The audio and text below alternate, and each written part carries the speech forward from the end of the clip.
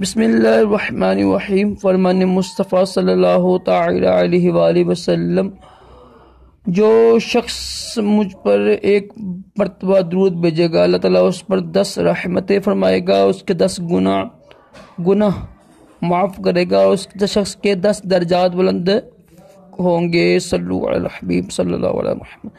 آج کی سنت مبارکہ یہ ہے کہ بسم اللہ شریف پڑھ کر دائیں ہاتھ سے کھانا اور سامنے سے کھانا سنت مبارکہ ہے۔ فرض علوم کے لیے دعوت اسلامی کے مدنی قافلے میں سفر کریں، نماز کے عرض کریں۔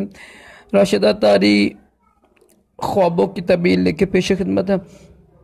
آج ہم بات کریں گے کہ جس نے نبی پاک علیہ السلام کو خواب میں دیکھا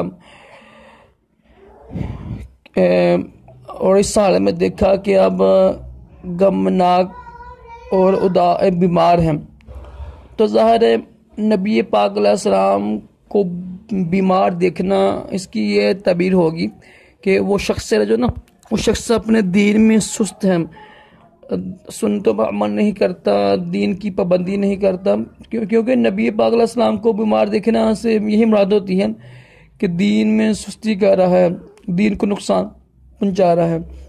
دین کو نقصان پہنچے گا تو نبی پاک علیہ السلام کو تکلیف ہوگی، تو اس کی تعبیر یہی ہوگی کہ وہ شخص توبہ کرے، استغفار کرے۔ ہر تعبیر غلط ہے، ظاہر ہے اس دین میں سستی یعنی بربادی ہے، تو وہ استغفار کرے، دین کی پابندی کرے اور نماز روزے کی پابندی کرے۔ اللہ تعالی ہم سب کو بھی اچھے اچھے خواب دکھائے اور اپنے پیارے حبیب علیہ السلام کی خواب میں زیارت نصیب کرے اور دونوں جہانوں کی بلائیاں عطا کرے۔ اللہ